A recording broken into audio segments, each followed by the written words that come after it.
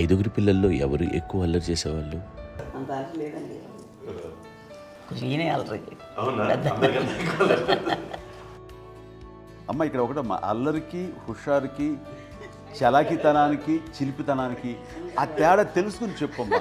అల్లరి అంటే ఇప్పుడు నా ఇమేజ్ ఏమైపోద్ది, అల్లరి అంటే అల్లరుడు అని, నేనేమో చాలా రావుడు మంచి బాలుడు అనేలాగా నా ఇమేజ్ ఇది. నేను అలాగే చెప్తుండేవాడిని. నా ఉద్దేశం అదే. నేనేమో అల్లరి నన్ను అంటే చలాకితనం, అమ్మ అల్లరి అనుకునేది. లేదండి, ఎక్కువ హుషారు కానీ చాలా బాగుండేవాడు అబ్బాయి. ఇంట్లో పనులన్నీ మీకు సాయంగా ఉంటారు? అవునండి, వాడే చేసేవాడు. అది ఇంట్లో ఎవరు ముట్టుకునేవాడు కాదు, మా నాగబాబు అస్సలు ముట్టుకునేవాడు కాదు. అన్నిటికీ నాకు ఆయన సహాయమే పాపం. నాన్న ఆయన ఉద్యోగం వెళ్ళిపోయారు. నేను పాక్కుంటూ అలాగా వెళుతూ వెళ్ళిపోయాను, నాకు తెలియదు. తర్వాత అమ్మ చెప్తుంటే లేదుగా మాత్రం కొన్ని కమ్మర కోలు ఉంది ఒక అది పెట్టి అది వెళ్ళి కూర్చోతా ఏడుస్తున్నాను రోడ్డు మీద. వెళ్ళేసరికి వాళ్ళు 3 years కాదు. 3 years.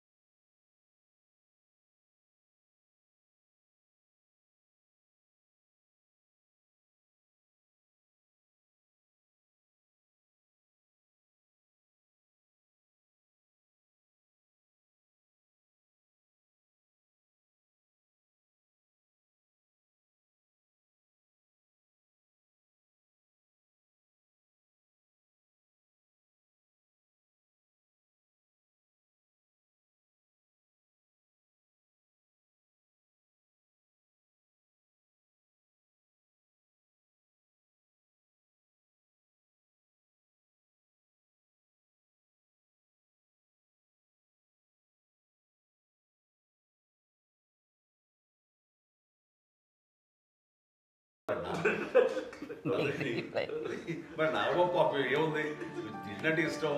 మరి అన్ని రకాలుగా నాన్న కోసం చేసి పెడుతుంటే మరి తను ఇష్టపడక ఆ తర్వాత లేకపోతే కోపడక ఎలా ఉంటాడు చెప్పండి.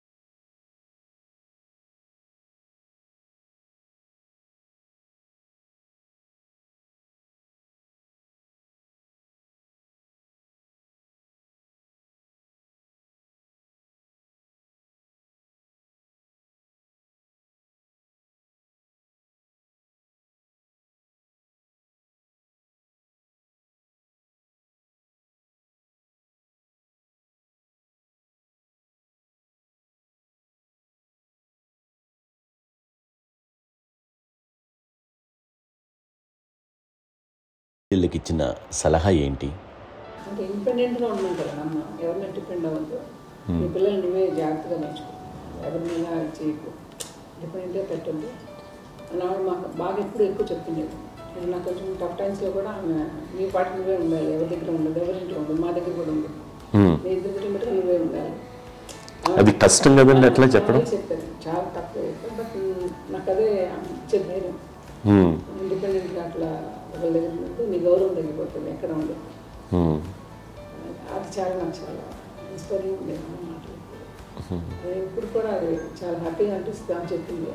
అంతే కదా, మనకి ఏదైనా రోగాలు వస్తే విషయాస్త్రం దాన్ని బాధపడుతుంది మనమే. బట్ తగ్గించే వాళ్ళు కన్సర్న్ చూపించే డాక్టర్స్ ఒట్టుకోలు కింద కింద ఉండొచ్చు, కానీ పోరాడాల్సింది మనమే. నాకు సార్ కొంచెం ఏదో ఒక డిప్రెస్డ్ ఇదేదో వస్తాయి ఫేస్ ఒకటి, నేనేదో ఇంకా అందరి నుంచి నేను సపరేట్ అయిపోయినట్టు ఒక సిచ్యువేషన్ వచ్చినప్పుడు అమ్మ నన్ను పట్టుకుని I'm there for you yes, ఎవరు నువ్వు అన్నా ఎస్ అన్న ఫ్రెండ్స్ కానీ ఎవరైనా సరే ఎప్పుడు కూడా అలోన్గా మటుకు అనుకోకు నేను అన్నాను. ఆవిడ నన్ను పట్టుకొని ఇచ్చిన అఫెక్షన్ లేదా ఫీలింగ్ అసలు బలం అన్నమాట. ఇంకా ఏమన్నా చేయగలను నేను, పర్లేదు లైఫ్లో ఏదైనా సాధించగలను అని ఒక భరోసా తల్లి దగ్గర నుంచి రావడం అనేది నాకు ఎవరు అవసరం లేదనిపించింది. అంత స్ట్రాంగ్గా ఆవిడ support, very strong, very practical. అంత స్ట్రాంగ్ చేసింది నాన్న చెప్పండి. మా పిల్లల విషయంలో మేము కూడా మేబీ అంత స్ట్రాంగ్ కాదేమో, సెన్సిటివ్గా ఉంటాం, కానీ అమ్మ మటుకు చాలా స్ట్రాంగ్గా ఉండి మమ్మల్ని కఠినంగా ఇలాగే ఉండాల్సింది, ఇలా ఉండండి అప్పుడే మీరు నేర్చుకుంటారు. ఇక్కడ అమ్మ పాజిటివ్నెస్ గురించి ఇంకో మాట చెప్పాలి. అంటే తన బిడ్డలకే కాదు, ఈ రోజున మా రెండో పాప శ్రీజ కూడా తనకి లైఫ్ చిన్న చిన్న డిస్టర్బెన్స్ వచ్చింది. ఆ టైంలో కూడా తను ఏముందంటే అప్పుడు నాన్న దగ్గరికి వెళ్ళాను, తను ఇచ్చిన భరోసా, తను ఇచ్చిన మాట వెళ్ళలేని ధైర్యం వచ్చింది నాకు. నాన్నమ్మ దగ్గర ఎప్పుడు కూర్చోస్తాడు అప్పుడే పాజిటివ్ ఫీలింగ్ వస్తుందని నాతో షేర్ చేసుకుంటాను. తను మాతో చెప్తుంటే అనిపిస్తుంది కరెక్ట్ అమ్మ, ఏం పర్లేదమ్మా, లైఫ్ అంటే ఒకరితోనే అయిపోదు, ఆ ఒక్కరి వల్ల వాళ్ళ ఇన్ఫ్లుయెన్స్ తోటో వాళ్ళు మన మీద నియంత్రించడం కానీ మన బాధల్ని వాళ్ళు చేయడం అవుతాం. జస్ట్ నువ్వు నీ గురించి నీ మనసులో ఏదనిపిస్తే నీ గుడ్ ఫీలింగ్ ఏదిస్తుందో ఆ ఫీలింగ్ ప్రకారం వెళ్ళిపోదు. అంటే ఆ జనరేషన్ పీపుల్ ఎక్స్పెక్ట్ చేయం అలా కాదు. ధైర్యం ఉండి అందరికి ధైర్యం బాగా నూరుకొస్తారు. ఫాదర్ కూడా, మా నాన్నగారు కూడా అస్సలు ఎప్పుడు అనేవాళ్ళు, ఎప్పుడు మీరు పెట్టే చెయ్యి మీరు ఎప్పుడు పైన తప్ప తీసుకుని ఎలా ఉండకండి, చేతులు పెట్టుకొని అనే అట్లాంటివి చెప్తుండేవాళ్ళు. అందుకని మాకు ఇండివిజువాలిటీ మాకు బాగా ఎప్పుడు కూడా ఒకళ్ళని అడగడం అని, ఈవెన్ బ్రదర్స్ని అడగాలన్నా కూడా మాకు అది పడిపోయింది మైండ్లో, కొంచెం కష్టంగా ఉంటుంది. సో నాకు అంటే ఆవిడ మా అమ్మ ఏదన్నా కొంచెం డిప్రెస్ అయినా నేను చాలా ఎక్కువ అమ్మకి షేర్ చేసుకుంటే, అన్నయ్య కూడా లేడు. అన్నయ్య ఉన్నప్పుడు ఓకే, లేనప్పుడు నేనే ఎక్కువ షేర్ చేసుకున్నాను. బట్ ద బెస్ట్ థింగ్ మా అమ్మ దగ్గర నుంచి హగ్ అండి.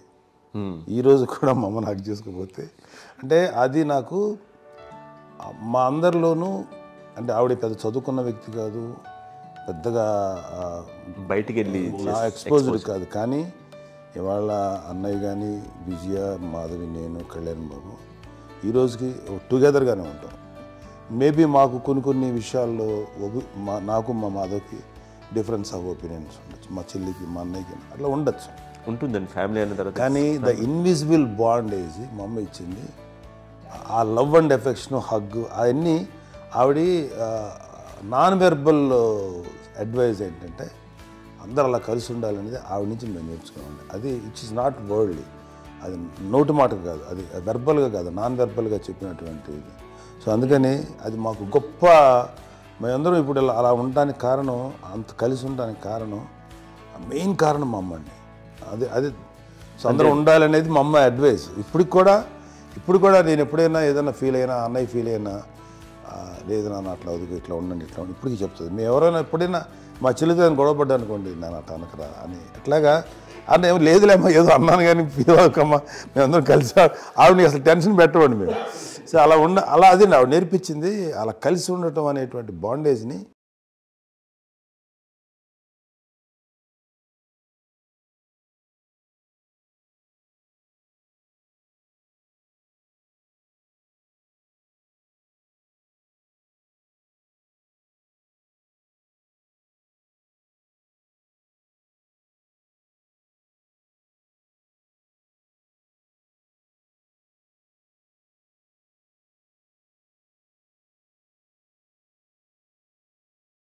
పెద్దలు రిటైర్ అయిపోయి విశ్రాంతి తీసుకుంటున్నటువంటి పెద్దలందరూ కూడా ఆచరించే విధంగా ఒక విషయాన్ని నేను గమనించాను. ఇప్పుడంటే నా దగ్గర ఉంటుంది కాబట్టి ఉన్నాను. అమ్మ విడిగా ఇంకొక ఇంట్లో ఉండేది, 9 సంవత్సరాలు నాన్నగారు పూర్వం దగ్గర నుంచి ఉండేది.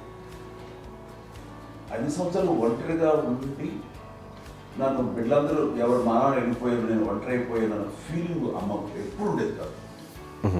తర్వాత బిడ్డలు వాళ్ళ టైం బట్టి వచ్చి చూసుకుంటూ సరిపోతుంది. అది వారమా, నెలక, 2 నెలక, అసలు ఒకసారి రాలేని పరిస్థితిలో ఉంటుంది 5-6 నెలల పాటు. ఇదే ఊళ్ళో ఉండి పక్క విధుల్లో ఉండి ఎవరి పనులు వాళ్ళు బిజీగా ఉండి, ఎవరి షూటింగ్ వాళ్ళు బిజీగా ఉండి, ఎవరి ప్రొఫెషన్లో వాళ్ళు బిజీగా ఉండి, ఎవరి ప్రొఫెషన్లో వాళ్ళు బిజీగా ఉండి, తన సంసారం తను బిజీగా ఉంటాను ఒకసారి అమ్మ ఏమీ ఫీల్ అయ్యేది కదా, ఏంటమ్మా రావట్లేదు, అసలు పట్టించుకోవట్లేదు ఏంటి అంటే అంతేలేమ్మా అని ఇలాంటి నిరసన మాటలు కానీ, ఈసరింపు మాటలు కానీ, లేకపోతే న్యూనతాభావం కానీ ఇలాంటివి ఎప్పుడు అమ్మకు లేవండి. వచ్చారు అబ్బాయి ఏం చేసి పెట్టడా చెప్పండి అంటూ చాలా పాజిటివ్ ఉండి ఇప్పటికీ కూడా తను సపరేట్ కిచెన్ మా ఇంట్లో ఎంతో ఉంటుంది వేరే కిచెన్. ఎందుకంటే అమ్మకి మోస్ట్ స్ట్రెస్ బస్టర్ వచ్చేసినా లేకపోతే రిలీఫ్ ఏంటంటే తన కిచెన్లో కూర్చొని వండుకు తింటాం, వండి అందరికి పెట్టాం. ఇప్పటికీ కళ్యాణ్ బాబు అక్కడక్కడ తిరిగేసి ఎక్కడో చేసి నిరసనలు చేసి అన్ని రకాలుగా చేసి వస్తే అమ్మకి చాలా జాలి. ఆడేదో ఇంక మేము గుడ్లో కష్టపడుతున్నాం కానీ ఆడి ఎంతలో వెళ్ళేదో మీ టీవీలో వాటిలో అది ఎక్కువగా చూపించేసరికి వాడే కష్టపడతారు, మేము కష్టపడలేదు ఫీల్ అమ్మకి. అందులో వాడు రాగానే ఎలా వచ్చావా అని అమ్మ ఎక్కడ కళ్యాణ్ బాబు అంటే ముందు అమ్మను కానీ ఎక్కడ కళ్యాణ్ బాబు తను ఎక్కడ ఉంటాడు ఏదో ఉంటాడు తెలుసు. అది చూసిన ఎక్కడ తను వాడికి ఇష్టమైన బిర్యానీ అవి చేసి చక్కగా పంపించి అన్నీ చేస్తుంది. అట్లాగా బిడ్డలకి పెట్టడమే తప్ప బిడ్డల నుంచి ఈ వయసులో ఎక్స్పెక్ట్ చేయడం లేకపోగా కొంచెం పట్టించుకోవట్లేదు అనే ఒక న్యూనత భావనలోకి వెళ్ళిపోయి సైకలాజికల్ డిప్రెస్ అయ్యే మదర్ మాత్రం కాదు. ఆ రకంగా మాకందరికీ భరోసా. మేము కూడా పెద్ద అయినా బిడ్డలు వాళ్ళ ప్రవృత్తి ఉద్యోగరీత్యా వాళ్ళ వృత్తిరీత్యా వాళ్ళు దూరం అయిపోయి మనల్ని చాలా కమ్యూనికేషన్ గ్యాప్ వచ్చినా సరే బిడ్డలు నాకు దూరం అయిపోయి పట్టించుకోవట్లేదు. ఇలాగే చూసావా వెళ్ళి ఎంత ఇదిగా ఉదయ్యేవాళ్ళు గురించి ఇప్పుడు ఏమైపోయాను అన్న ఇంత కించెం బాధపడలేదు వాళ్ళకి అంటూ నెగిటివ్ సైడ్ ఆలోచించే విధానం లేనే లేదు. అది మా అందరికి ఎంత కంఫర్టబుల్ అంటే అంత అయితే కదా. నేర్చుకోకపోతే మాధవ్ చూసుకుని మాధవ్ లేకపోతే నాగబాబు వెళ్తుంటాడు కడియడం వల్ల మా విజయ్ చూసుకుంటున్నది సరే నాకు కళ్యాణ్ బాబు తను చూసుకుంటుంటాడు. ఇలా ఎవరో కూడా వెళ్తూ ఉంటాం. అమ్మ మాత్రం అది వెరీ గుడ్ హెల్దీ. నేను చాలా మంది తల్లిదండ్రులు చూశాను, అవును వాళ్ళు చాలా ఇబ్బంది పడుతూ ఉంటారు. పట్టించుకోవడం మేము అర్థం చేసుకోగలము కానీ వాళ్ళు వస్తే బాగుంటుంది కదా అనేది ఉంటుంది. ఫీల్ అవుతారు. అవును అలాంటి ఫీలింగ్ ఏం లేదు. పైగా బిడ్డలు వస్తే వాళ్ళకి ఏం చేసి పెట్టాలా అనే ఆలోచన ఉంటుంది. అది వెరీ హెల్దీ. చాలా మంది ఆచరించాల్సిన ఒక విషయం అనుకుంటాను. చిన్నప్పుడు అన్ని ఆనందాలేనా, మర్చిపోలేని దుఃఖాలు కూడా ఏవైనా ఉన్నాయా? అమ్మ చెప్పాలంటే ఓపికకి, గృహిణిగా తన బాధ్యతలు నిర్వర్తించడానికి అండ్ అన్ని రకాలుగా టేకింగ్ కేర్, దీనికి ఒక మంచి ఉదాహరణ నేను చెప్పగలను. అది తలుచుకున్నప్పుడు నాకు చాలా ఉద్యోగంగా ఉంటుంది, నాకు చాలా కంటితలు వచ్చేస్తుంది. అమ్మకి మేము 5 బిడ్డలు అండ్ పురిట్లోనూ 1 year పెరుగో 2.5 years పెరుగో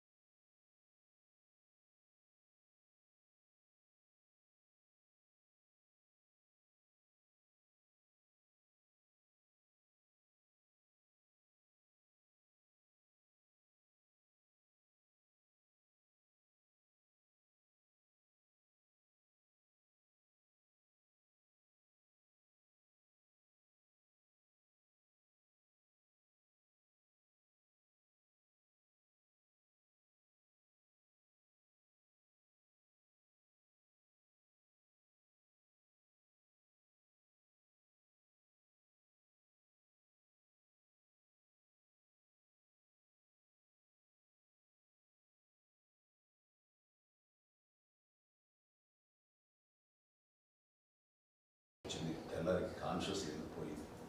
ఏం చేయాలో తెలియదు. అమ్మ వయసు చిన్నదే. ఇద్దరు తీసుకుని ఆ బిడ్డల్ని ఒళ్ళో పెట్టుకుని శవాన్ని డెడ్ బాడీని రిక్షాలో ఇంటికి వెళ్ళడం ఇప్పటికీ నాకు గుర్తు ఆ విజువల్స్.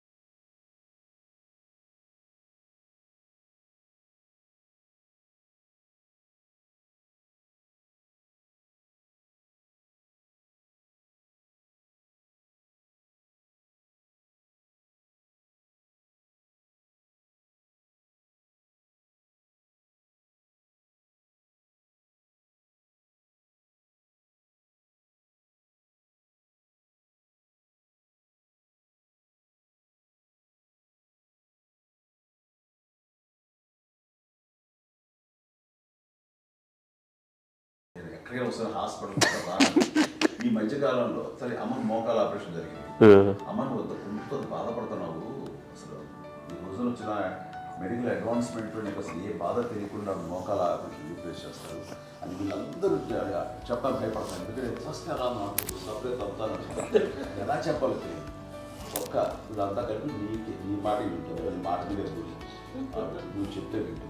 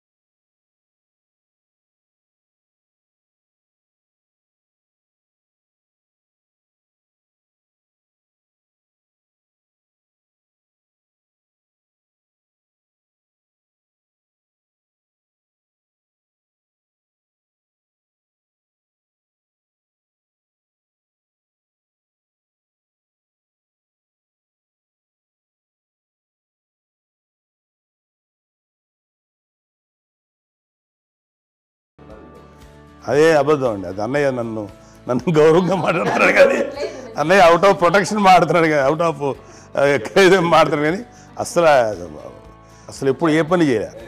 లేదు నిజే ప్రామిస్ అండి, ఏ పని చేసేవాడు కాదు. మా ఇద్దరికి మధ్యలో పాపం అన్నయ్య చాలా పని చేసేవాడు. ఎంత పని చేసేవాడు, నేను ఇచ్చిన తర్వాత మళ్ళీ నాకు ఏదైనా చిన్న పని చెప్తే అది కూడా నువ్వే చేయనివ్వండి. ఆ కోపం వచ్చేది, కోపం వచ్చి ఒకడు కొట్టేవాడు, కొడితే కోపం వచ్చేది తప్ప నేను వెళ్ళేవాడిని కాదు. అమ్మకి ఎప్పుడు ఏంటంటే ఒక ఇదే పని చేయడని, అంతే. నిజంగా ఏ పని చేసేవాడిని కాదు. అవునా? లేదు లేదు లేదు మహాప్రేమ.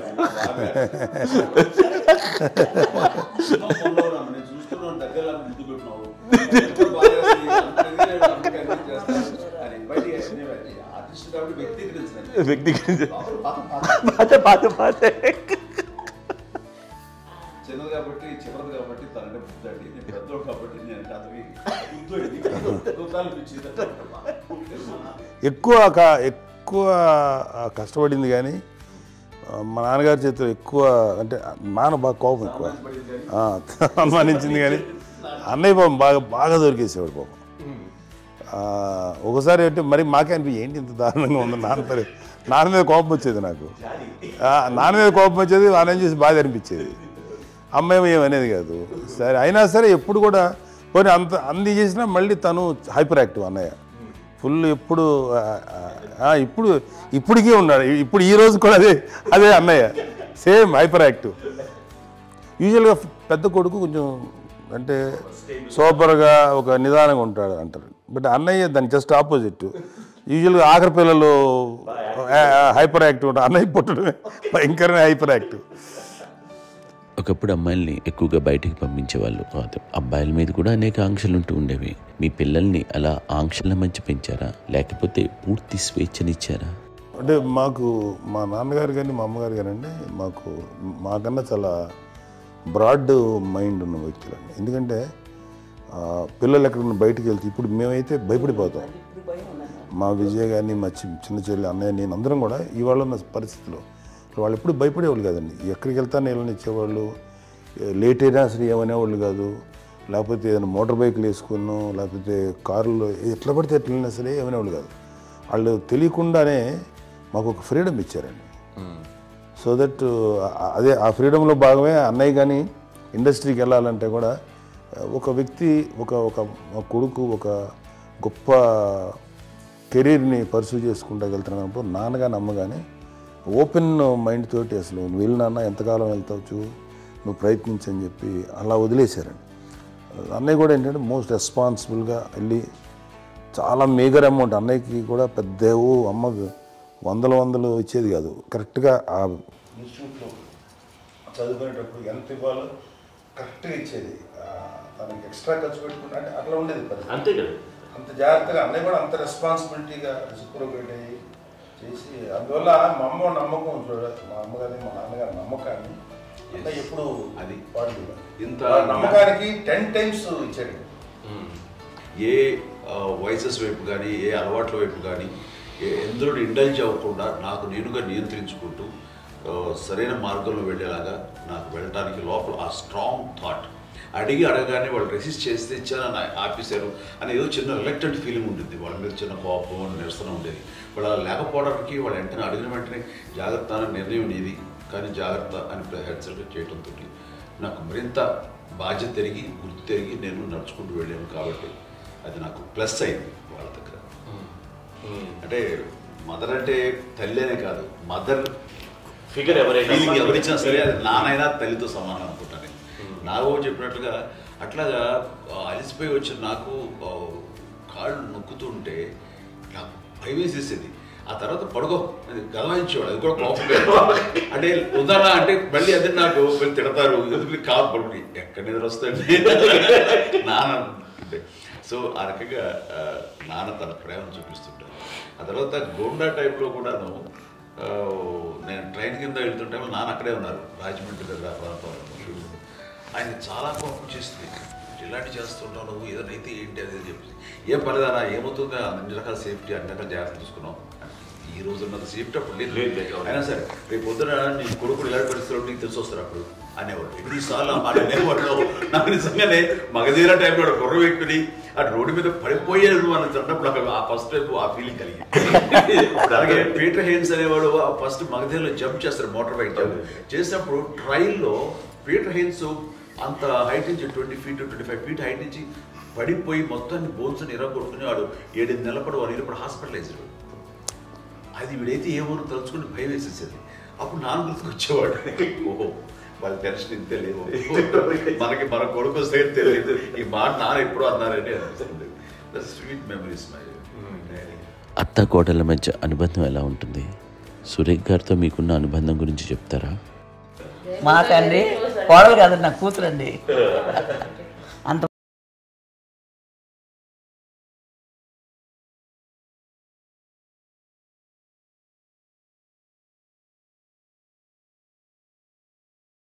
మీది ఒక అందమైన ఉమ్మడి కుటుంబం, అందరూ కలిసి ఉంటారు.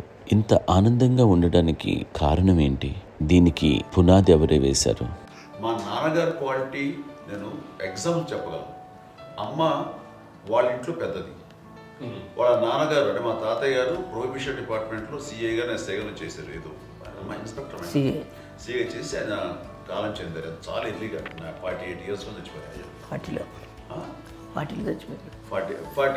దాదాపు 40 సరిపోతే ఆయనకి అప్పటికి అమ్మ కాకుండా 4 బిడ్డలు. అమ్మ తర్వాత అబ్బాయి తర్వాత 3 ఆడపిల్లలు. వాళ్ళు ఏంటంటే రాకరావడి నాగోబు కంటే కూడా చిన్నవాడు. అది ఆ వయసు అంత చిన్నవాడు. అమ్మ మా పిన్నమ్మలు నాకంటే చిన్నవాడు. అలాంటి పిన్నమ్మల్ని ఆయన వీళ్ళ నాగ చనిపోయిన తర్వాత తన ఫ్యామిలీ అంటే నాన్న పెంచారు. నాన్న కూడా అరాపురా శాలరీ మీద బతికేదే తప్ప కూడా కాదు. సో తనకు మిగిలిన దాంట్లో మళ్ళీ ఆ ఫ్యామిలీని చూసుకోవడం, మా అమ్మమ్మను చూసుకోవడం, వాళ్ళ మంచి చెడు చూసుకోవడం. వాళ్ళకు ఇల్లు మాత్రం ఉంది మొగల్తూరులో. ఆ ఇంట్లో వాళ్ళు అద్దెకు వస్తే ఆ కొంచెం డబ్బు నానిచ్చే డబ్బు, అక్కడ పొలం కొనిచ్చారు. ఆ పొలం మీద వచ్చే డబ్బుతోటి అంతా బాగా చూసుకోవాలి తన ఫ్యామిలీ లాగా. కాబట్టి నాన్న ఫస్ట్ సూత్రధారి. అమ్మ కూడా ఫ్యామిలీ బాండింగ్ టుగెదర్నెస్ అనేది స్ట్రాంగ్గా ఉండటానికి నాన్న ఏర్పాటు చేసినటువంటి బీజం. అది అమ్మ కంటిన్యూ చేస్తుంది. మేము ఇవన్నీ చూసి మేము నేర్చుకుని మేము టుగెదర్ అంటున్నాం. అందునే we are very rich in terms of emotional bonding. ఎవరికి ఏ కష్టం వచ్చినా, ఎవరికి ఏది ఇబ్బంది వచ్చినా సరే మొత్తం అందరం గురిపోతాం. ఏ లెవెల్గా వెళ్ళిపోయి మోర్ సపోర్ట్ చేస్తాం. అంటే వీ డోంట్ ఎక్స్పెక్ట్ ఇంకే అంతమంది ఏముంటుంది ఎస్ ఒకరినొకరు భరోసా అది మా ఫ్యామిలీ మేము వెరీ స్ట్రాంగ్ అని చెప్పాలి. పెద్దవాడు కాబట్టి అవకాశం నాకు వచ్చింది కాబట్టి అమ్మా ఇది ఎప్పుడు ఎవరు కొన్ని విషయాలు నాగబాబు సపోర్ట్గా ఉంటాడు. నాగబాబు ఉండి వాడు ఉంటాడు భరోసా. అలాగే ఆడపిల్లలు మీ అందరిలోనూ అమ్మని ఎవరు ఎక్కువ జాగ్రత్తగా చూసుకుంటారు? ఎందుకంటే ఎగ్జాక్ట్లీ మేము కూడా గమనించలేని సున్నితమైనటువంటి ఇష్యూస్ లైక్ హెల్త్ విషయం కానీ అమ్మ మూడు కానీ అన్నయ్య ఎంత క్యాజువల్ ఎంత బిజీగా ఉన్నా ఒక అమ్మాయి ఉంటుంది. అలాగే చాలా చిన్న చిన్న విషయాలు కూడా చాలా మెడికల్ ఇంట్రెస్ట్. అందుకని మాకు అన్నయ్య ఉన్నాడు, అన్నయ్య దగ్గర ఉన్న అమ్మ అంటే ఇంకా ఎక్కువ రిలాక్స్ అయ్యాను. అన్న దగ్గరికి వచ్చాక మేము అందరం చాలా కంఫర్ట్ అయిపోయాం. ఎప్పుడు ఎవరు కొన్ని విషయాలు నాగబాబు సపోర్ట్గా ఉంటాడు. నాగబాబు ఉండి వాడు ఉంటాడు భరోసా. అలాగే ఆడపిల్లలు ఇట్లా ఒకరినొకరు కాంప్లిమెంటరీ టు ఈచ్ అదర్ అండి. అవి ఒక్కరు కాదండి, అది వాళ్ళు అమ్మ చూపించే ప్రేమగా నేను చెప్పగలను. కానీ బట్ దీని అందరూ సూత్రధారి నాన్న తర్వాత అది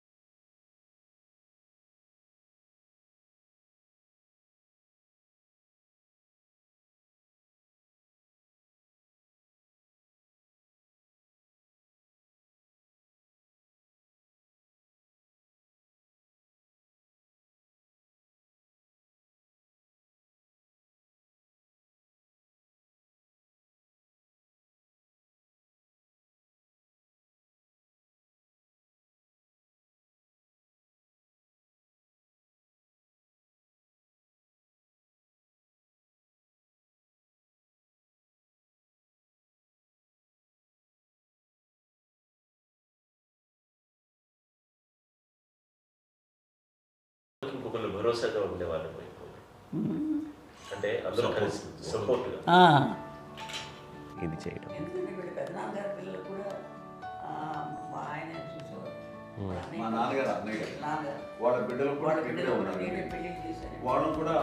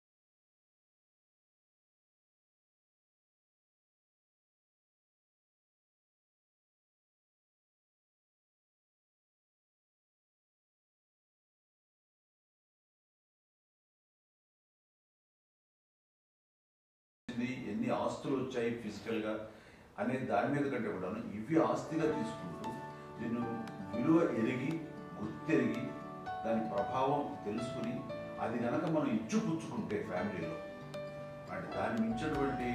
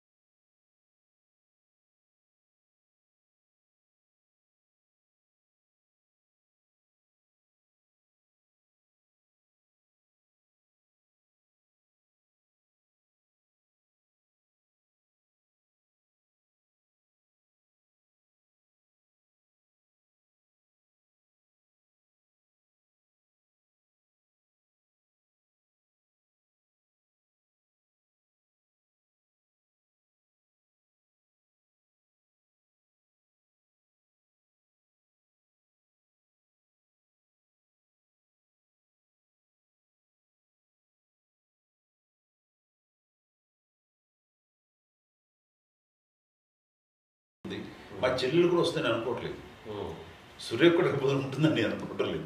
అలాంటి గొప్పగా ఇది అండ్ ఆ రకంగా షీఈ్ వెరీ చాలా గొప్ప జన్మ. అమ్మకి చిన్న మానసికంగా చిన్న ఏదో ఒక డిప్రెషన్ అది వచ్చింది. ఏదో నాన్న గుర్తుకొచ్చో, నాన్న లేరనో, లేకపోతే వాళ్ళ అమ్మగారు కూడా అదే టైం చనిపోయారనో, తన దగ్గర ఉంటారు. ఏదో ఉన్నప్పుడు మేము అందరం సపోర్ట్గా ఉండి మా కొన్నా నా దగ్గర ఉందిగా అని చెప్పేసి అప్పట్లో అమ్మ వేరేగా ఉంది. ఉన్నప్పుడు ఒకటే మాట అమ్మ, నీలాంటి గర్భం అంటే అంజనమదే గర్భం అని బయట ఎన్నోసార్లు నా ఫ్రెండ్స్ కానివ్వండి, బయట కానివ్వండి, కొన్ని సందర్భాల్లో మీటింగ్లో కానివ్వండి, స్పీచెస్లో కానీ అన్నవాళ్ళు ఎంతోమంది అన్నారు. వాళ్ళ మాట అంటే రీజన్ తెలుసా నీకు? కోటాను కోటల్లో ఎంతమంది తల్లులకు నీకు వచ్చిన అదృష్టం, నీకు లభించినటువంటి గౌరవం లభిస్తున్నాను. బిడ్డలు ఎంతోమంది చేత కొనియాడబడుతున్నారు, ఎంతోమందికి సహాయపడుతూ ఆ రకంగా వాళ్ళందరి యొక్క ఆశీస్సులు పొందుతున్నారు. కానీ ఎంతోమందికి నిరంతరం హెల్ప్ చేస్తూ వాళ్ళ ఇది చూసుకుంటున్నారు. అవి ఆ భగవంతుడు మీరు చేస్తున్న పూజలో ఉన్న ఆ భగవంతుడు మన నెక్స్ట్ తరాలకు కూడా మనకి ఇలాంటిది వారసత్వంగా ఇస్తూ అదే రకంగా కొనసాగించేలాగా మాకు అదృష్టాన్ని ఇచ్చారు. ఇంతమంది ఎవరు నీ నుంచి వచ్చిన వాళ్ళే, నీలో ఇది ఎంత గొప్ప గర్భం, ఎంత గొప్ప జన్మ అనేది. అలాంటిది నువ్వు ఇలా అవటమేంటి? ఇది హై లెవెల్లో ఉండాలి నీ ఫీలింగ్స్గా నువ్వు కానీ. అంతే నువ్వు ఇలాగా కుంగిపోవడం ఏంటమ్మా అని చెప్పినప్పుడు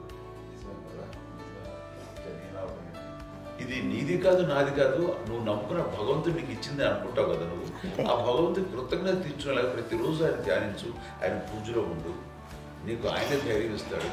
అంతేగాని నువ్వు నెగిటివ్ సైడ్ ఆలోచించుకోమ్మా. మా అందరికీ పాజిటివ్నెస్ ప్రివైల్ చేసిన దానివి, ఇచ్చిన దానివి, అందించిన దానివి. అలాంటి నువ్వు నెగిటివ్ వైపు వెళ్ళిపోకూడదు అంటే అంతే. మళ్ళీ అటుపక్క ఎప్పుడు గెలలేదు. ఆంజనేయ స్వామి భక్తి ఆయనలో ప్రవేశపెట్టి చెప్పాలంటే ఆయనకి నేనే నేను నన్ను దేవుడు ఇంట్లో నేనే ఇంటర్వ్యూస్ చేస్తాను. నానంత ప్రగాఢంగా నమ్మి ఆయన దానివల్ల లబ్ధి పొందారు. ఆయన అందులో మమ్మల్ని మించిపోయిన స్టేజ్కి వెళ్ళిపోయారు. ఆయనతోటి ఆంజనేయ స్వామితో ఇంటరాక్ట్ అవుతూ అట్లా ఆయన నన్ను నమ్ముకుంటుంది. ఆయన నానంటారు అంతా నా గురువు, నా పెద్ద కొడుకే, పెద్దోడే.